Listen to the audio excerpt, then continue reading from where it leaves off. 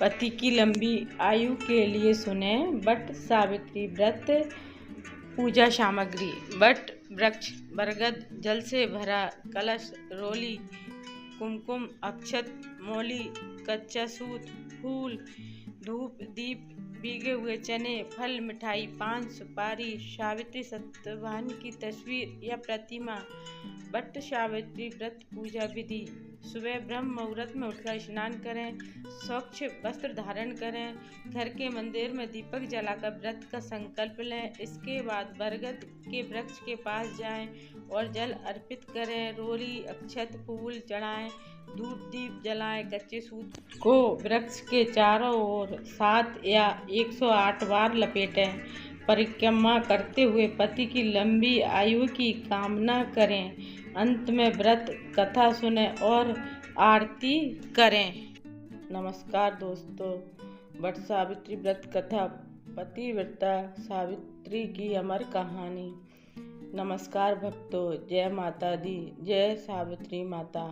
आज हम सुनेंगे एक ऐसी कथा जो केवल एक व्रत की कथा नहीं बल्कि प्रेम, निष्ठा, साहस और पतिव्रता धर्म की अमर गाथा है। कथा है माता सावित्री और सत्यवान की। बहुत प्राचीन समय की बात है। मृत देश में एक प्रतापी और धर्मात्मा राजा राज करते थे। उनका नाम था राजा अश्वपति। राजा प्रजा का पालन पिता समान करते थे। राज्य में धन, वैभव, सुख और समृद्धि की कोई कमी नहीं थी। लेकिन राजा और रानी के जीवन में एक गहरा दुख था। उनकी कोई संतान नहीं थी। वर्ष बीत गए। राजा अश्वपति ने अनेक यज्ञ किए, दान किए, ऋषि मुनियों की सेवा की, लेकिन संतान सुख प्राप्त न हुआ। अंत में उन्होंने कठोर तपस्या का निश्चय किया। राजा प्रतिदिन देवी की उपासना करते, मंत्र जाप करते और संतान प्राप्ति की प्रार्थना करते। उनकी भक्ति से प्रसन्न होकर दिव्य प्रकाश प्रकट हुआ और देवी ने कहा, राजन, तुम्हारी भक्ति से मैं प्रसन्न हूँ। तुम्हारे घर एक तेजस्वी कन्या जन्म लेगी जो संसार में आदर्श नारी का उदाहरण बनेगी। कुछ समय बाद रानी ने एक सुंदर कन्या को जन्म दिया। पूरे राज्य में उत्सव मनाया गया। उस कन्या का नाम रखा गया सावित्री। सावित्री बचपन से ही अत्यंत तेजस्वी, बुद्धिमान, दयालु और धर्मपरायण थी। जैसे जैसे वह बड़ी हुई, उसका तेज इतना दिव्य था कि लोग उसे देवी का स्वरूप मानने लगे। समय बीतता गया और सावित्री विवाह योग्य हुई। राजा अश्वपति ने योग्य वर की खोज शुरू की, लेकिन सावित्री जैसी गुणवान कन्या के योग्य वर मिलना आसान नहीं था। तब राजा ने सावित्री से कहा, पुत्री, तुम स्वयं अपने लिए योग्य वर का चयन करो। पिता की आज्ञा लेकर सावित्री रथ में बैठकर विभिन्न आश्रमों में राज्य में गई। कोई राजकुमार वीरों को देखा, लेकिन उसका मन कहीं नहीं लगा। एक दिन वन में उसे एक तेजस्वी, विनम्र और धर्मात्मा युवक को देखा। उसका नाम था सत्यवान। सत्यवान वन में अपने वृद्ध माता पिता की सेवा करता था। उसका परिवार कभी श्रीमंत था, लेकिन परिस्थितियों के कारण वन में रहने लगा था। सत्यवान के सरल स्वभाव, सेवा भाव और तेज को देखकर सावित्री ने मन ही मन उसे अपना पति मान लिया। वह महल लौट आई और पिता को सब बताया। उसी समय महर्षि नारद वहां आए। राजा ने उनसे सत्यवान के बारे में पूछा।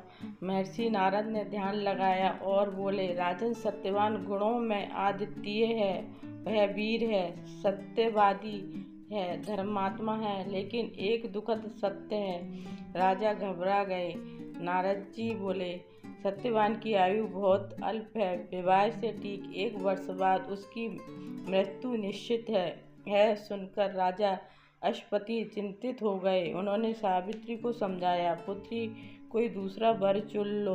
लेकिन सावित्री मुस्कुराकर बोली, पिताश्री, भारतीय नारी केवल एक बार पति चुनती हैं। मैंने मन, वचन और कर्म से सत्यवान को अपना पति स्वीकार कर लिया। सावित्री दृढ़ता देखकर राजा मौन हो गए और विवाह संपन्न हुआ।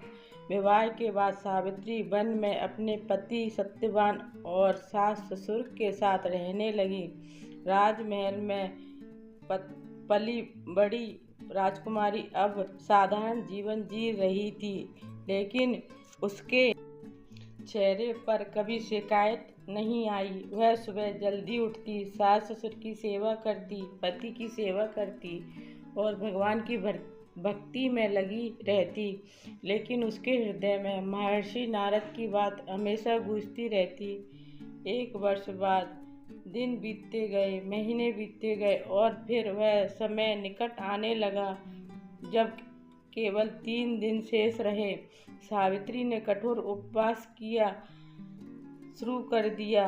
उसने अन्न और जल त्याग दिया और निरंतर भगवान का स्मरण करने लगी। सास ससुर ने समझाया, बेटी इतनी कठोर तपस्या मत करो, लेकिन सावित्री का संकल्प अडिग था। और फिर वह दिन आ गया।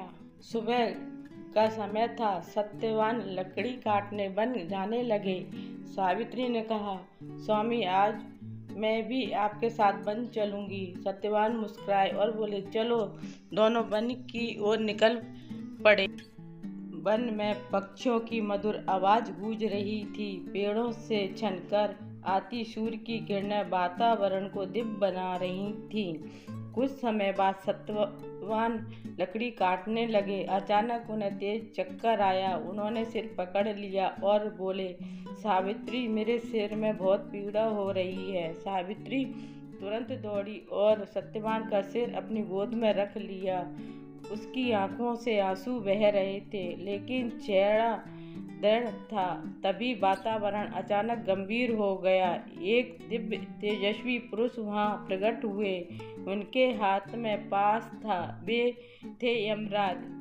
राज ने सत्यवान से सूक्ष्म प्राण निकाले और दक्षिण दिशा की ओर चल पड़े, लेकिन सावित्री भी उनके पीछे चल पड़ी। यमराज ने पीछे मुड़कर कहा, देवी अब लौट जाओ, यह संसार का नियम है। सावित्री हाथ जोड़कर बोली, धर्मराज जहाँ मेरे पति हैं वहीं तक। यमराज उसकी बात सुनकर प्रभावित हुए। उन्होंने कहा, तुम्हारी वाणी धर्मयुक्त है। एक वरदान मांगो, लेकिन सत्यवान के प्राण मत मांगना। सावित्री बोली, मेरे सास ससुर की दृष्टि वापस आ जाए। तथास्तु। यमराज आगे बढ़े, लेकिन सावित्री फिर पीछे पीछे चलती रही। यमराज बोले, फिर से एक वरदान मांगो। सावित्री बोली, मेरे ससुर को उनका खोया हुआ राज वापस मिल जाए। तथास्तु। फिर भी सावित्री चलती रही। अब यमराज मुस्कुराए। उन्होंने कहा, देवी तुम अद्भुत हो, एक अंतिम वरदान मांगो। सावित्री ने विनम्रता से कहा, मुझे भी 100 पुत्रों की माता बनने का आशीर्वाद दें। यमराज ने तुरंत कहा, तथास्तु। लेकिन अगले ही क्षण उन्हें अपनी भूल का एहसास हुआ। बिना पति के यह वरदान कैसे पूरा होगा। वे सावित्री की बुद्धिमत्ता, प्रेम और पवित्रता से, धर्म से अत्यंत प्रसन्न हुए। यमराज बोले, देवी सावित्री आज तुमने धर्म, प्रेम और निष्ठा की विजय सिद्ध कर दी। मैं सत्यवान के प्राण वापस करता हूँ। इतना कहकर यमराज अंतर्ध्यान हो गए। सावित्री दौड़कर उसी वट वृक्ष के पास पहुंची जहाँ सत्यवान लेटे थे। कुछ ही क्षणों में सत्यवान ने आंखें खोली। उन्होंने कहा, मैं सो गया था क्या? सावित्री की आंखों में खुशी के आंसू बह निकले। दोनों घर लौटे। उधर चमत्कार हो चुका था। सास ससुर की आंखों की रोशनी लौट आई थी। खोया हुआ राज वापस मिल गया था और पूरे वन में आनंद छा गया। तभी से यह मान्यता है कि जो सुहागिनें स्त्री श्रद्धा, भक्ति और विधि विधान से वट सावित्री व्रत करती हैं, उसे अखंड सौभाग्य, पति की लंबी आयु और सुख समृद्धि का आशीर्वाद प्राप्त होता है। बोलिए सावित्री माता की जय, सत्यवान महाराज की जय, धर्मराज की जय।